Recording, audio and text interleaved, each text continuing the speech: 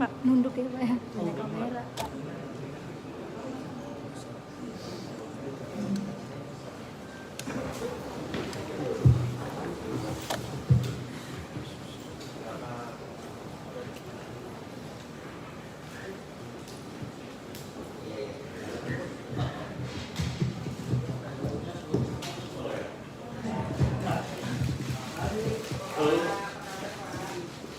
Terima kasih.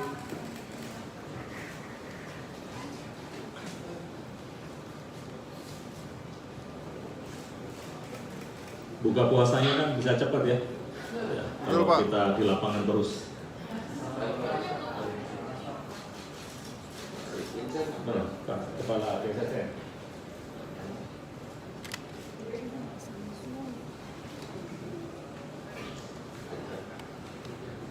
Baik. Rekan-rekan media sekalian, baru saja kita melaksanakan rapat koordinasi yang dihadiri oleh Menkom Info, Kepala BSSN, kemudian dihadiri oleh Baratskrim Polri,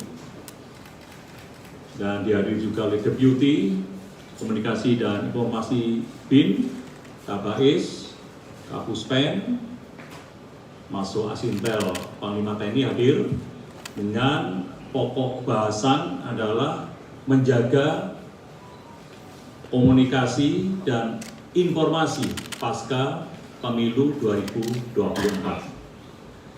Sebagaimana yang sudah saya sampaikan seminggu yang lalu bahwa saat ini kondisinya adalah situasinya adalah kondusif dan aman. Oleh sebab itu, kita akan terus menjaga situasi ini, situasi kondusif dan aman ini sampai dengan berakhirnya pentahapan pemilu 2024. Kami tadi membahas terkait dengan isu-isu yang mengemuka, khususnya adalah perbincangan di ruang publik tentang pemilu dan pasca pemungutan suara.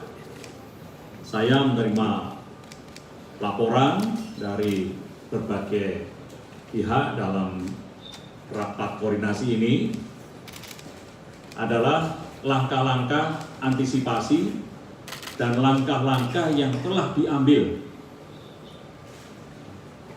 Dan langkah-langkah itu sudah dilakukan untuk apa? Agar informasi yang beredar di media massa maupun di media sosial tidak mengganggu kondisi dan kondisivitas yang ada saat ini. Dan pada kesempatan ini saya juga menghimbau kepada rekan-rekan media juga dapat ikut menyampaikan narasi-narasi yang baik dan menyejukkan tentunya. Di samping itu juga mengajak rekan-rekan media untuk bersama-sama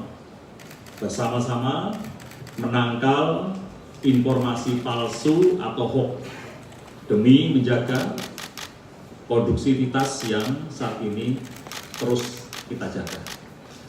Rekan-rekan media sekalian, selanjutnya saya akan memberikan kesempatan kepada Bapak Menkom Info untuk menyampaikan terkait dengan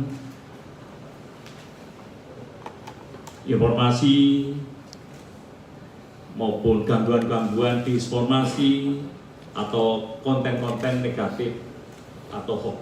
Kami persilakan Pak Menteri. Terima kasih Pak Menko Polhukam.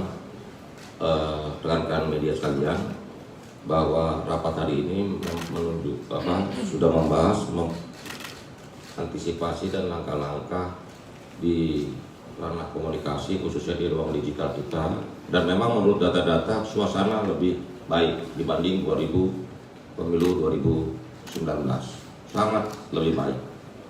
Dan hoax yang sudah kita take down hampir 1923 hoax yang sudah kita take down. Dan juga yang agak vital ini adalah bahwa hampir 92% kebisingan ruang digital kita ini ternyata diisi para buzzer. Karena itulah terakhir saya ingin menyampaikan di bulan baik dan sebentar lagi kita akan menyelenggarakan Idul Fitri. Makanya temanya ada kita juga bersama kementerian dan lembaga lainnya yang terkait untuk juga mari kita sama-sama suarakan mudik ceria penuh makna. Terima kasih.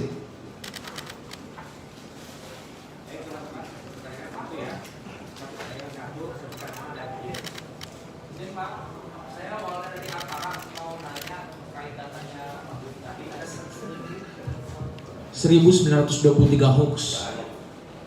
Itu mungkin boleh dijelaskan Pak, mayoritas itu dari platform apa, media sosial apa, dan bentuknya seperti apa. Dan tadi Pak bilang 92% kebisingan berasal dari buzzer. Ini narasi buzzernya yang seperti apa Pak? Yang mungkin dinilai provokatif. Dan Bisa, untuk Pak Menko. Ini. Terima kasih Mas dari antara. Ya. Belum selesai Pak, mau di sini. Satu lagi. lagi. Iya. Buat Pak Menko, kemarin kan hasil KPU kan menargetkan tanggal 18 itu rekapitulasi Pak ya. Namun mundur sampai sekarang proses rekapitulasi belum selesai. Nah mungkin kendala dengan sudah berkomunikasi dengan pihak KPU, kira-kira kendalanya itu apa yang dialami hingga pada akhirnya mundur dari target KPU, dan mungkin Menko ada target tersendiri Pak kalau memang di luar dari tanggal 20. Terima kasih. Kamu nanya udah mewakili banyak orang. Ini landscape isu hoax terkait pemilu dari 17 Juli 2023 hingga 18 Maret 2024. Itu kan tahapan pemilu sudah mulai kan? 17 Juli. Itu ada 274 isu hoax, sementara jumlah sebaran hoax itu mencapai jumlahnya adalah 3.235 hoax, di mana 1.917 hoax kita take down. Nah pertanyaannya sisanya kemana? Itu kita stempelin hoax. Itu hoax yang nggak perlu di take down, cukup di stempel aja, karena isunya apa, judulnya isunya nggak masuk akal. Pak Hadi mau nyapres, kan enggak, ini hoax dong, mana di stempelin hoax aja, nggak usah di take down, gitu kan, seperti itu. Supaya paham, ini ada selisih, ada isu hoax 3.235, sementara kenapa yang kita take down cuma 1.971, karena yang sisa itu 1.000 sekian itu nggak masuk akal, jadi nggak usah di take down lah, stempelin hoax saja, seperti itu. Saya pikir ada pertanyaan ya. Nah soal apa, ruang media kita banyak di platform ini, platformnya merata semuanya, termasuk dari mulai Google, Meta sampai TikTok. Rinciannya ada, nanti saya kasih Indonesia, tim Kominfo kasih Indonesia sebaran isu hoax. Karena TikTok sendiri sudah lapor ke kami, selama pemilu ini dia sudah mendeteksi 10,8 juta konten. Bayangin,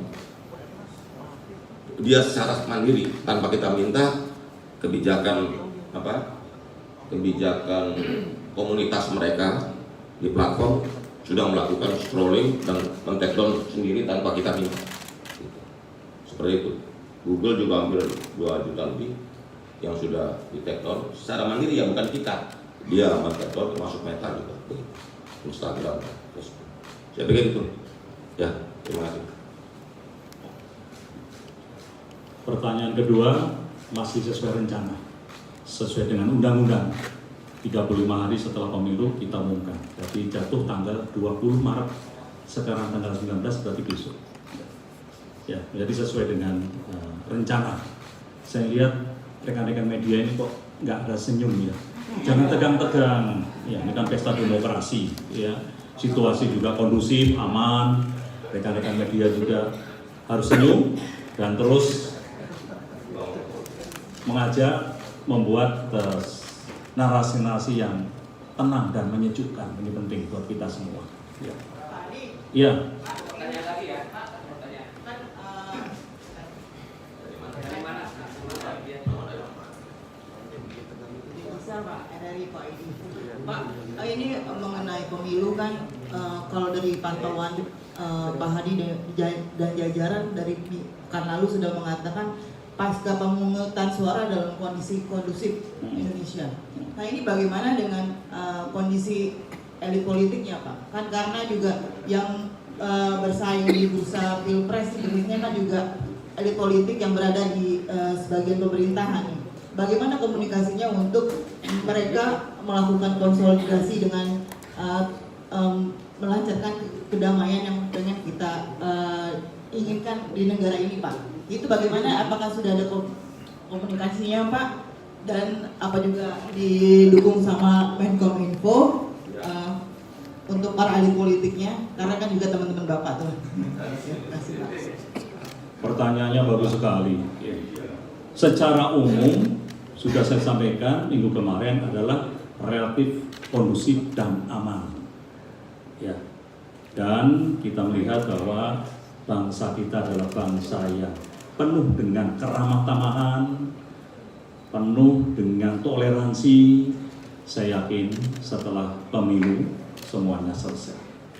Semuanya akan selesai, akan kembali lagi. Biasa pesta demokrasi, hangat-hangat itu ada.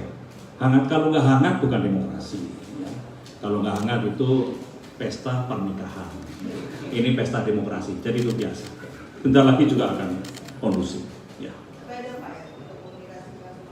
Ya pasti sudah saling. Beliau sudah saling komunikasi. Insya Allah aman. Ya. Izin Pak, Gita Irawan Pak dari Tribunnews.com Pak, terkait Sirekap Pak. Ini kan kemarin di sidang KIP Komite Informasi Pusat itu kan terbuka bahwa ada kerjasama antara KPU dengan perusahaan teknologi swasta di luar negeri. Nah itu kan juga ada di satu sisi juga ada isu-isu gitu Pak yang menuding atau mencurigai gitu Pak terkait dengan independensi dari data atau keamanan dari data kita sendiri di dalam Sirekap atau dari data KPU sendiri gitu Pak. Nah kalau dari pemerintah itu sendiri Pak, sejauh ini tuh juga ikut melakukan pengamanan atau tidak sih Pak terkait dengan data-data yang di KPU atau server KPU sendiri gitu Pak. Terima kasih Pak. Ya, untuk Sirekap sendiri saat ini juga masih berjalan ya. Hanya grafik batang yang memang ada gangguan dan terus dilakukan perbaikan. Dan untuk pencatatan suara juga kita masih melihat bahwa Sirekap masih berjalan. Ya. Kemudian untuk pengamanan kita terus melakukan pengamanan. Ya, ada kepala BSNN juga terus melakukan pengamanan, pemantauan juga dari BIN juga kita pahami. Semuanya sesuai dengan ini. Dengan rencana dan semuanya masih berjalan dengan baik. Ya tujuannya adalah aman. Tadi sudah kita bahas di dalam juga, masukan dari BIN, masukan dari BSSN, kemudian dari Bareskrim, dari Kominfo, semua menyampaikan aman. Ya. Itu. Terakhir Pak, boleh nggak Pak? Terakhir Pak, satu pertanyaan Pak. Satu pertanyaan Pak, saya Dian dari Harian Kompas Pak. Nah, kalau gitu dong nanya sambil suntuk. Iya. Iya Pak, satu pertanyaan aja Pak. Ini kan masih ada 4 provinsi yang sedang direkap gitu, dan dari KPU sendiri kan menargetkan nanti selesai sebelum sahur kemudian diumumkan dan ditetapkan gitu Pak. Nah ini kan kalau waktunya itu sahur kan nggak semua masyarakat Indonesia itu sahur ya Pak ya. Kalau dari pemerintah ada masukan nggak sih Pak ke KPU lebih tepatnya diumumkan langsung atau menunggu besok gitu supaya semua masyarakat Indonesia bisa menyaksikan gitu. Terima kasih Pak. KPU terus berupaya untuk tepat waktu tanggal 20 ya, dan tentunya upaya-upaya untuk menghadapi kendala-kendala itu KPU sudah memiliki cara. Kita doakan saja semuanya lancar. Tanggal 20 tepat waktu diumumkan hasil pemungutan suara pemilu 2024. Demikian, terima kasih.